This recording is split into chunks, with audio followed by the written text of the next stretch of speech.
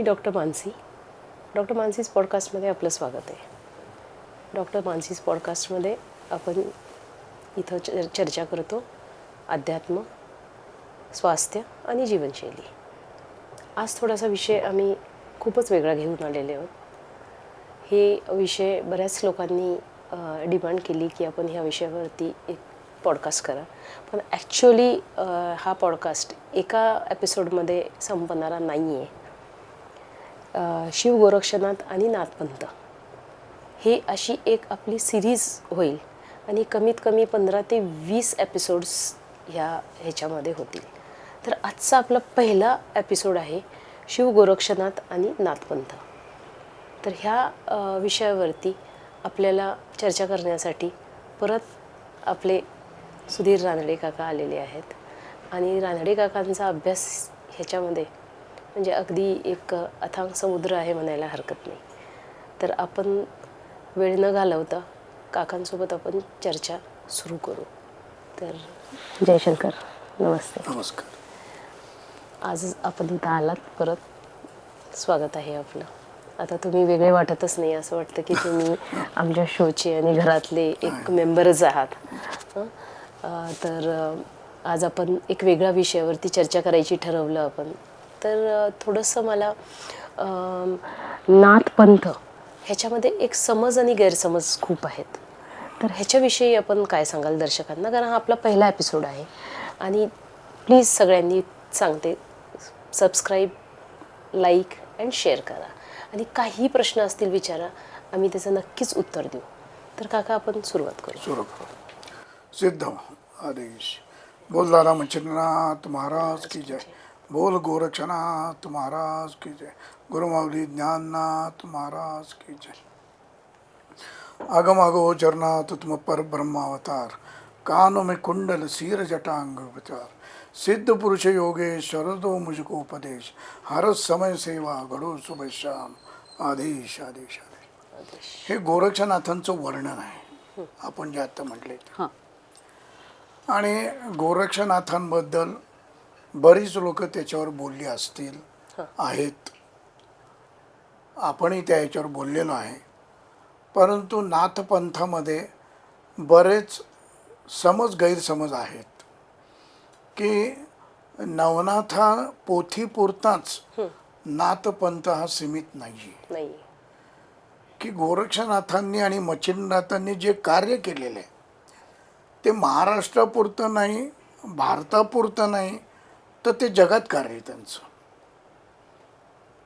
त्यामुळे हा पंथ आणि गोरक्षनाथ यांचं नाव पूर्ण जगात आहे. पण बऱ्याच लोकांनी काही कारणाने हे काही साधू लोक पंथामध्ये जे घुसलेले आहेत, काही वाईट कामं करून, त्यामुळं पंथ हा खराब झालेला आहे. पण नाथपंथ ओरिजिनल कधी खराब होतच नाही. तो चांगले साधू पण याच्यामध्ये भरपूर आहेत. पण हल्ली मजा अशी आहे की ह्या याच्यातनं तुम्ही बघितले असतील, आज प्रयागराजला काय आलं का, एक साधूंचे नखरे बघितले असतील, तर कोणाला यांना साधू म्हणायचं का? की कोणाच्या दंडामध्ये दणकत असे मस्त सोन्याचे नाग बीग, पुन्हा गळ्यामध्ये चेन, इकडं नवीन मोबाईल्स 50-50 हजार लाखाचे. मग लोकांना प्रश्न पडतो की यांना नाथ म्हणावं का? हे सनात आहेत का अनाथ आहेत, याचा प्रश्न पडतो. तर त्यामुळे ह्या गोष्टीकडे लक्ष आपल्याला द्यायचं नाही आहे.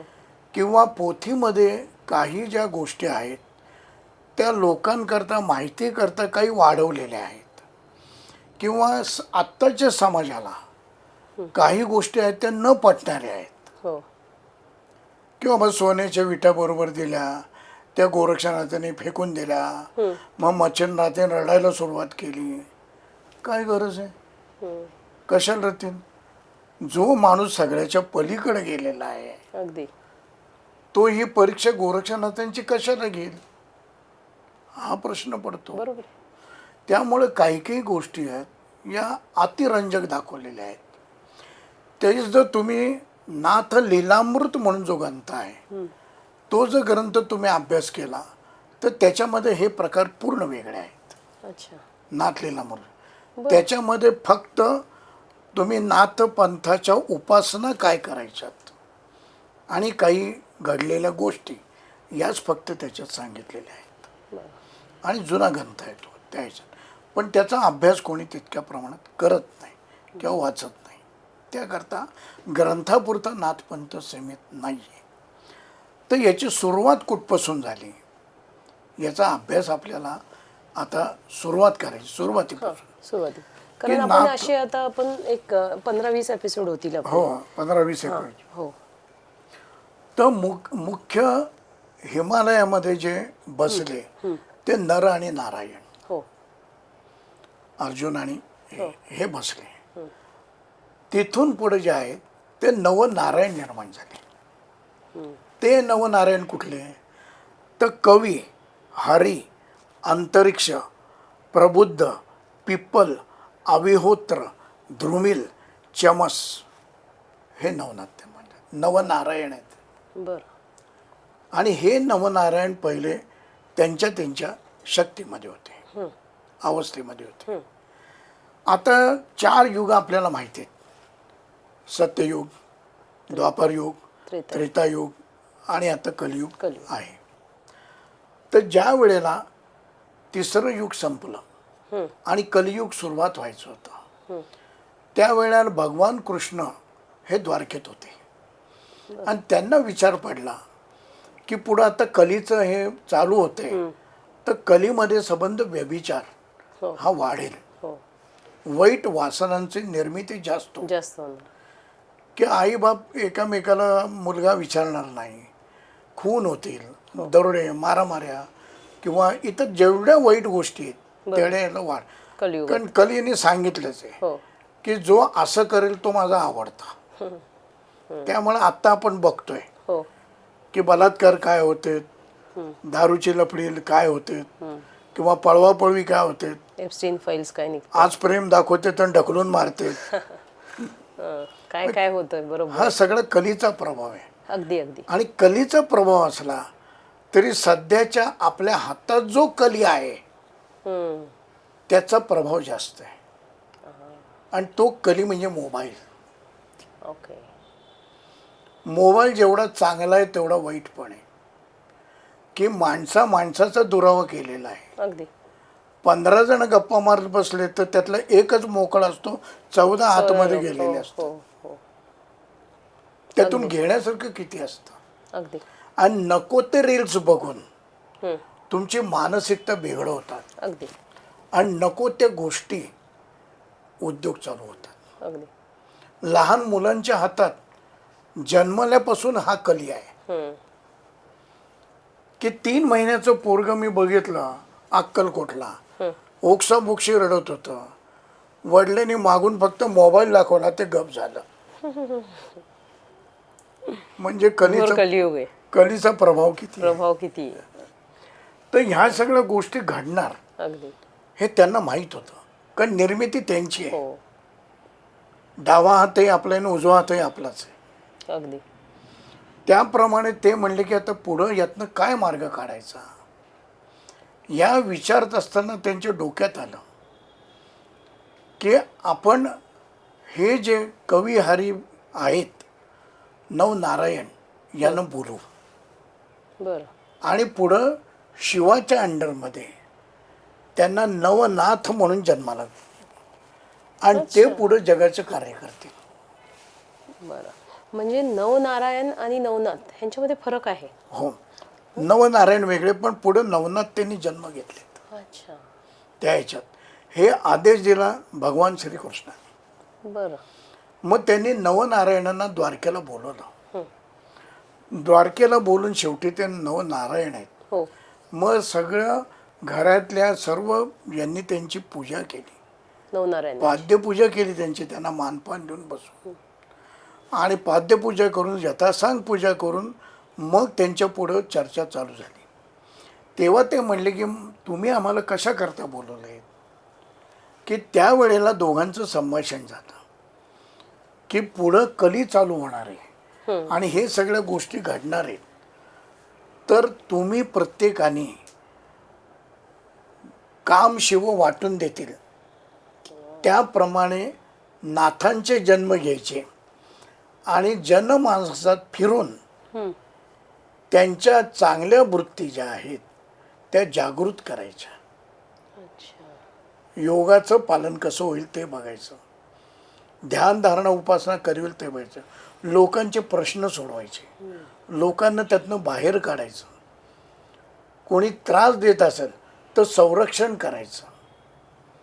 म्हणून या नाथांच्या हातात शस्त्र पण आहे येस.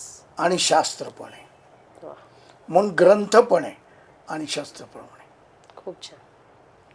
म्हणून यांना वाईटाचा संहार करण्याकरता शस्त्र आहे की वाईट प्रकृतीचा संहार करायचा, त्याच्याकरता हातात शस्त्र शस्त्र पाहिजे आहे. आणि लोकांना मार्ग दाखवण्याकरता शास्त्र जवळ पाहिजे, म्हणून ग्रंथही जवळ पाहिजे. हे दोन्ही त्यांच्या हातात आहे. म्हणून आमचे योगी म्हणतात ना की नाथपंथामध्ये शस्त्राची विद्या दिली जाते आणि शास्त्र पण शिकवलं जातं, हो. कारण दोन्हीची गरज आहे. मग हे सगळं ठरल्यानंतर त्यांचं ठरलं तुम्ही जन्म कसे कसे घ्यायचे, काय घ्यायचे. मग त्यांची पूजा अर्चा करून त्यांना सांगितलं की कवीने हा मच्छिंद्रनाथांचा जन्म घ्यायचा. कवीने हरी होता त्यांनी गोरक्षनाथांचा जन्म घ्यायचा. अच्छा. नंतर अंतरिक्षे त्यांनी जालंधरनाथांचा जन्म घ्यायचा बरं. की जाळातून जे निर्माण झाले. हो हो.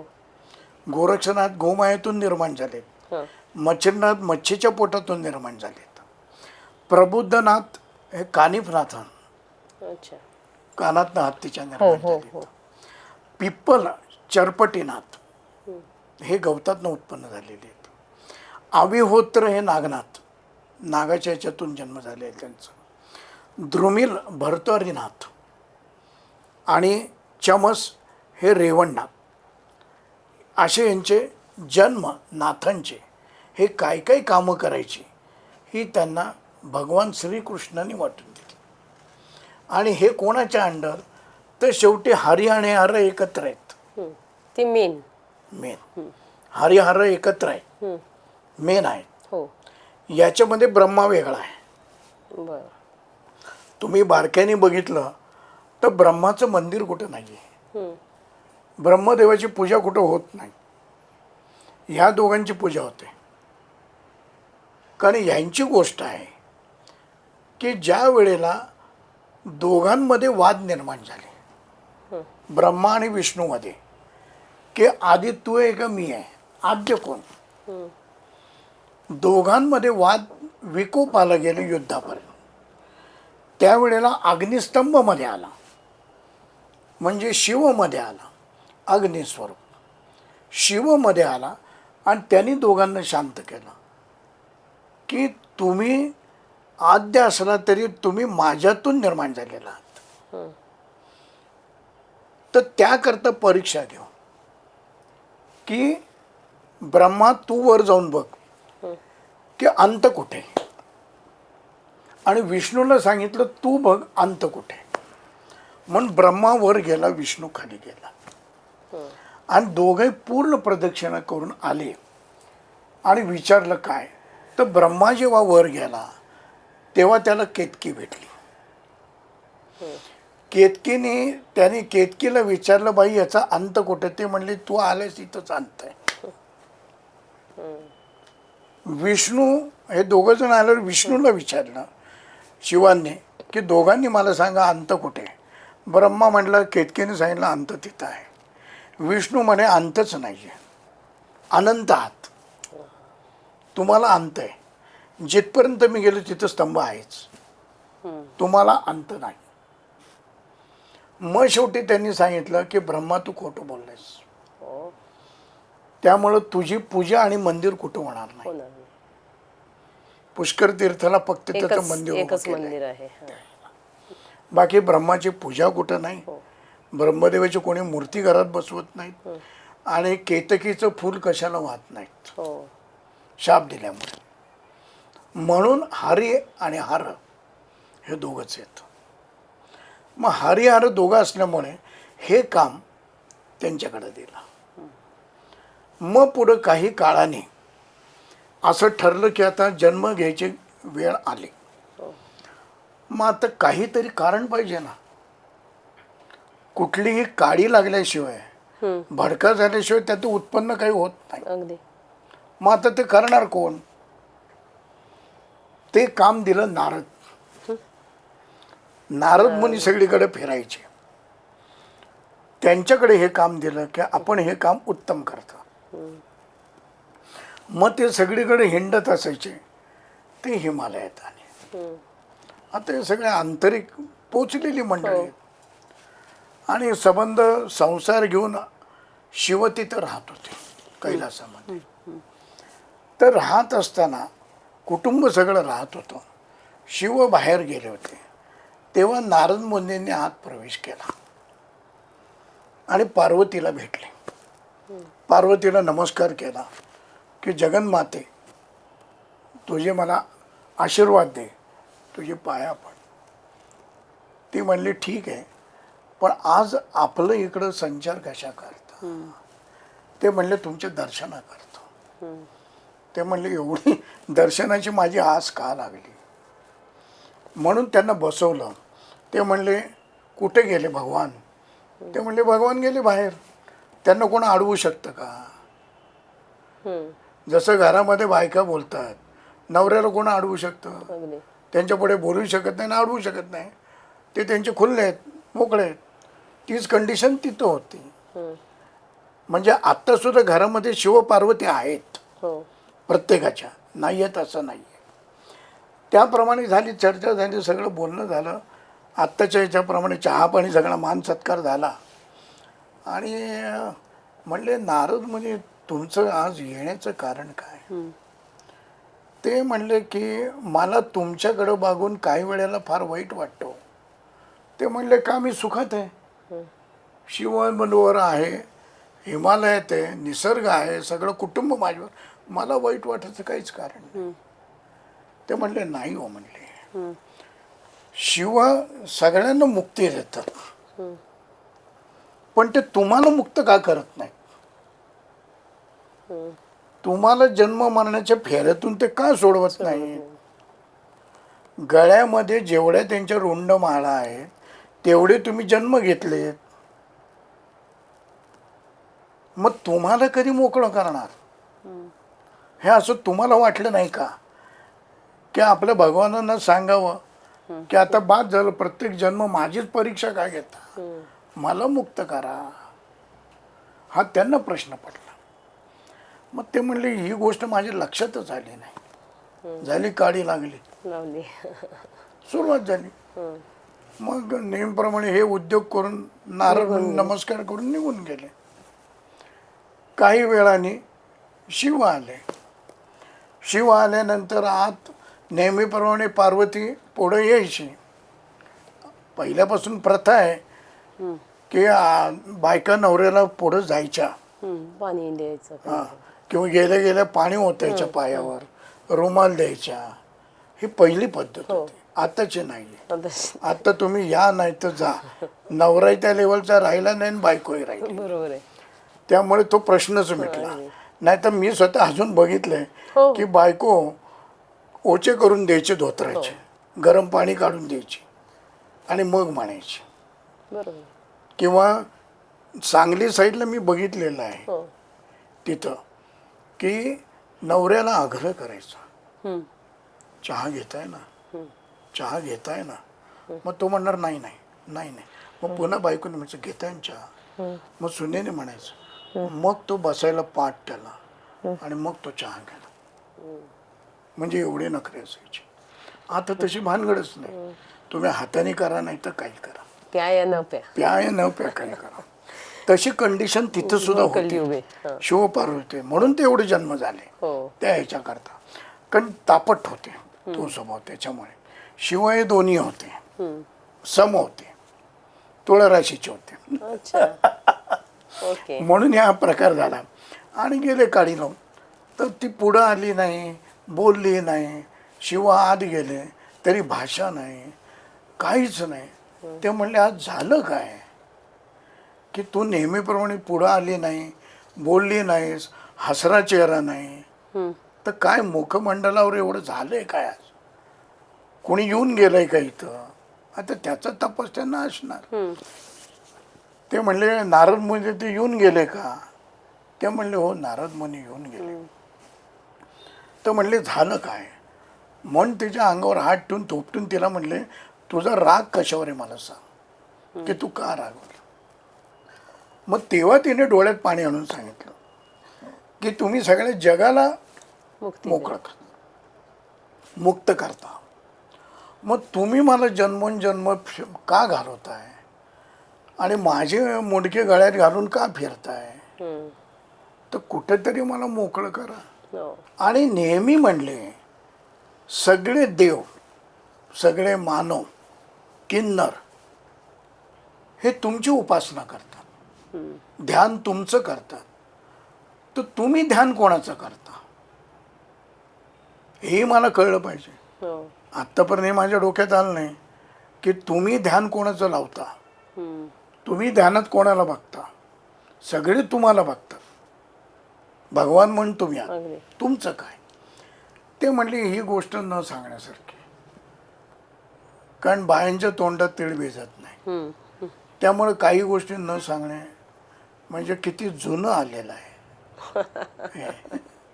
त्याप्रमाणे म्हणले आहे. प्रेक्षक बायका बघणारे रागात येतील. त्यामुळे त्यांनी पण मुक्त केलंय. त्यामुळे त्यांनी हे सांगितलं की ते म्हणले अध्यात्मात किंवा याच्यात कुठलीही गोष्ट फुकट मिळाली तर त्याला किंमत नसते. एखादं औषध तुम्ही एखाद्याला फुकट दिलं तर त्याची किंमत त्याला राहत नाही, पण तेच औषध व्यवस्थित पॅक करून त्याची डबल किंमत केली तर म्हणतात नाही या औषधाने गुण आला. बरोबर. दात फुकट काढला तर काही उपयोग नाही. 1,500 रुपये घेऊन काढला तर मग त्याला किंमत कळते दाताची काय ते.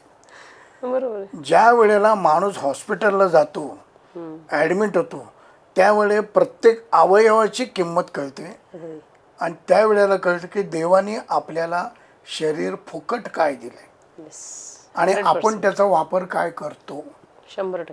त्यावेळेला त्याची किंमत कळते, तवर कळत नाही.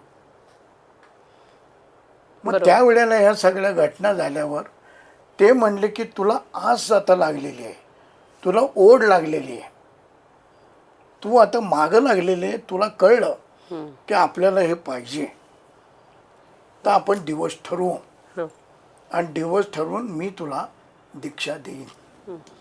तवर पार्वतीने बायको होती, शेवटी तो अवतार होता, आधी माया होती, परंतु गुरुदीक्षा नव्हती,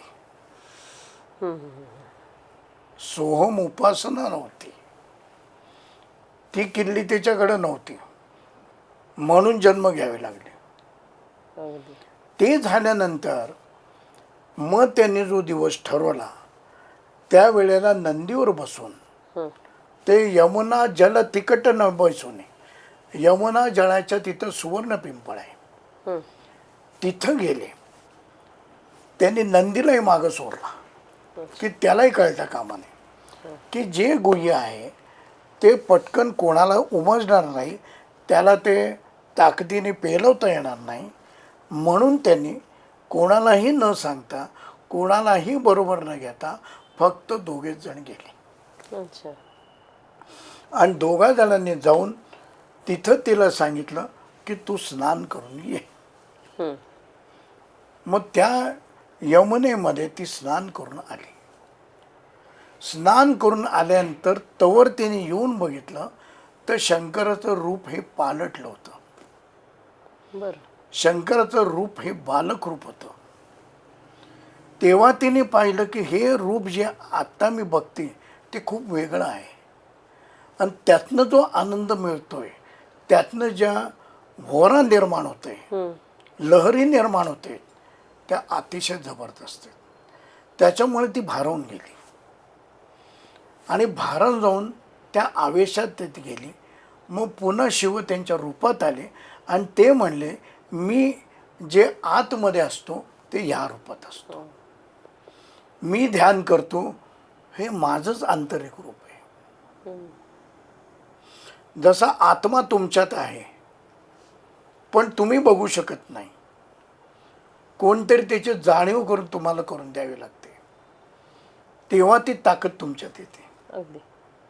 बघण्याची दृष्टी तुमच्यात येते की सोहम साधना कशा, शरीराचा ओंकार कसा आहे, तो ओंकार काय कार्य करतो शरीराचं, की आतमध्ये ओंकाराची प्रतिकृती आतमध्ये आहे. ती सायंटिफिक लोकांनी शोधून काढलेली आहे की ओम आतमध्ये आहे. त्याची जाणीव आपल्याला पण नाही. म्हणून त्यांना ते रूप दाखवून तिला घेतलं आणि तिला म्हणले आता मी तुला उपासना देतो आणि दीक्षा देतो. म्हणून तिला नाथपंथाची दीक्षा दिली आणि तिचं उमानाथ म्हणून नाव ठेवलं. ओके. म्हणजे आता ती पार्वती प्लस उमानाथ म्हणून झाली. म्हणजे तिला व्यवस्थित दीक्षा दिली आणि त्यावेळेला तिला सोहम साधना ते सांगत होते अच्छा. की सोहम कसा घ्यायचा. सो म्हणजे काय, हम म्हणजे काय, की चंद्रनाडी सूर्यनाडी आहे. त्या सूर्यनाडीतने जेव्हा आपण वायू आत घेतो, प्राणवायू, तो आवाज करत जातो. त्यावेळेला तो सो सो सो म्हणून आवाज करत जातो आणि आतमध्ये शरीरावर क्रिया करून तो सगळा बाहेर पडतो. त्यावेळेस तो हम म्हणून बाहेर पडतो.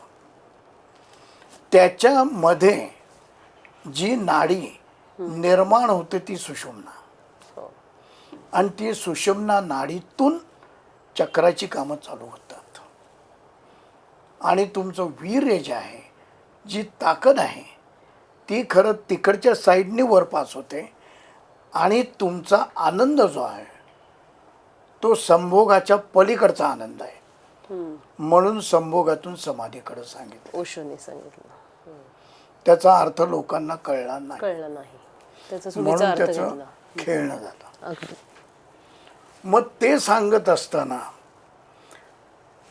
तिथं कवी आले, भगवान विष्णू. ते म्हणले कुठे गेले.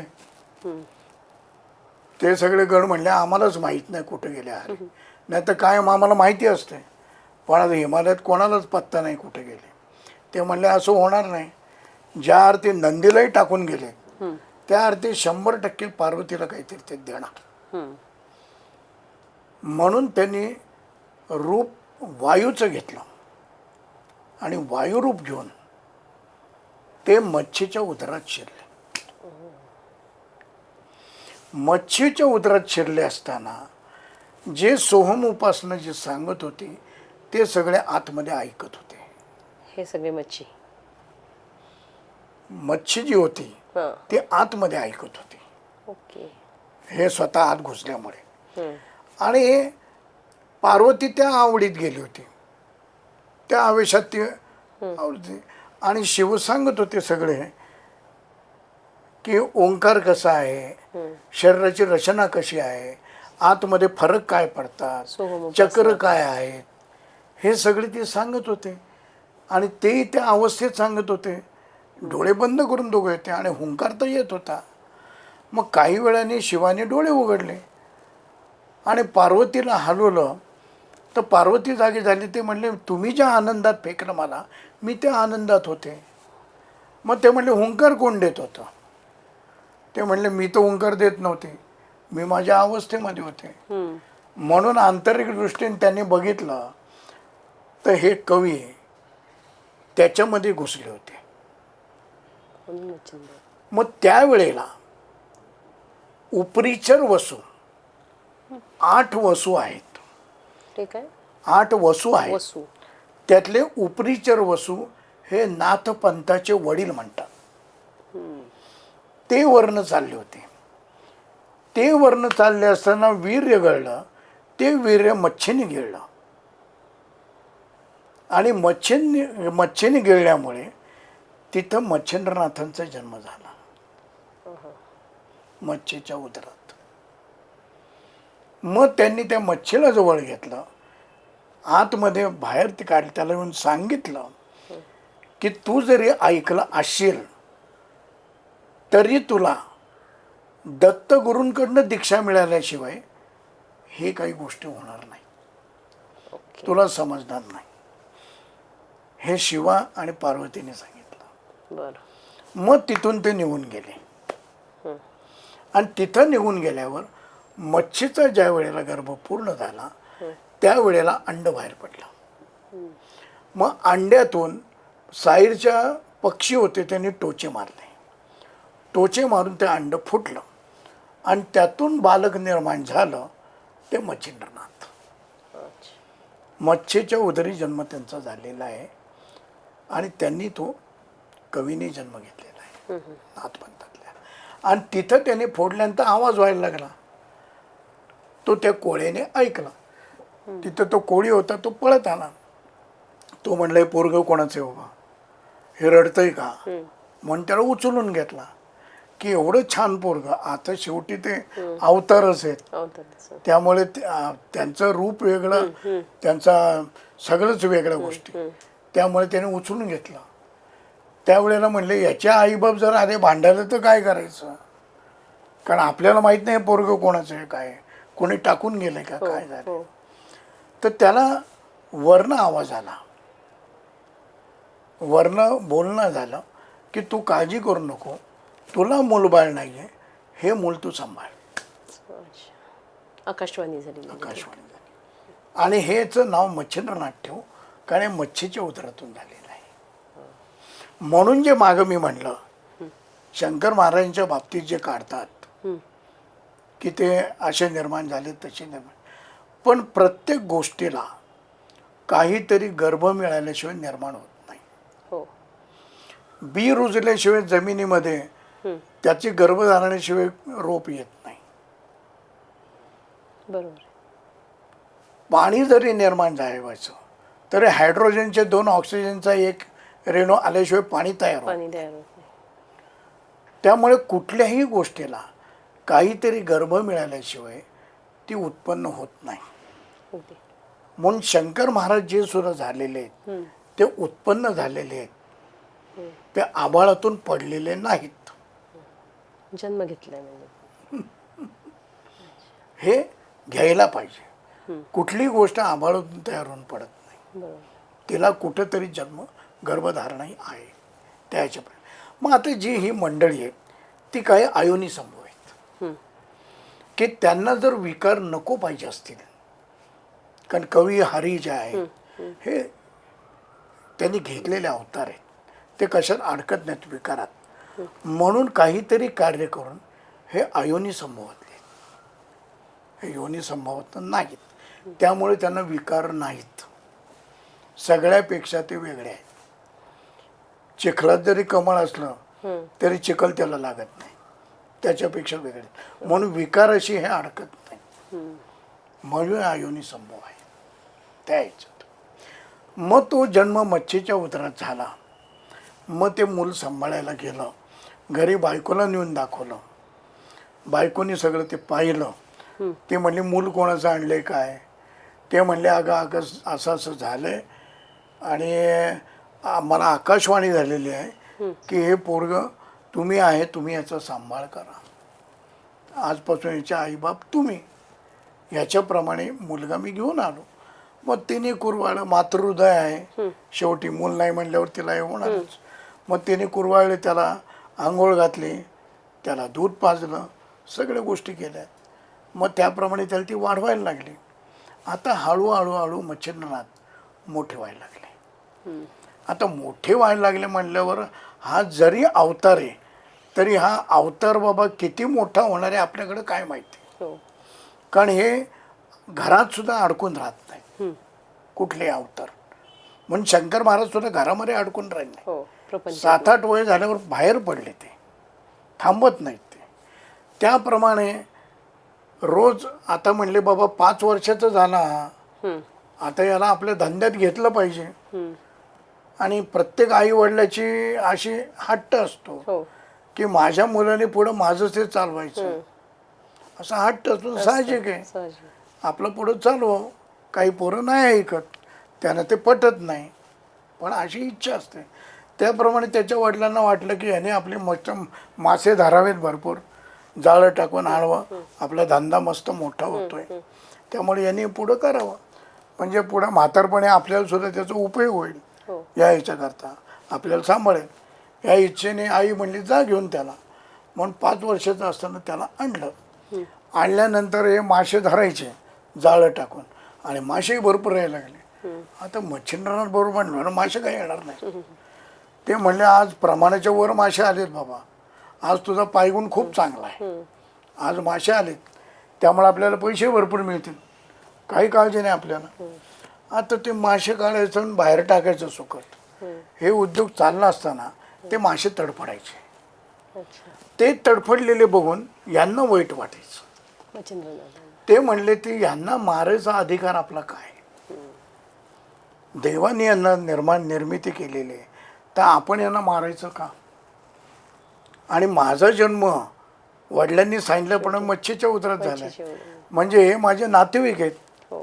हे माझे सगळे काके मामे बांधव आहेत, मग यांना मारायचं का.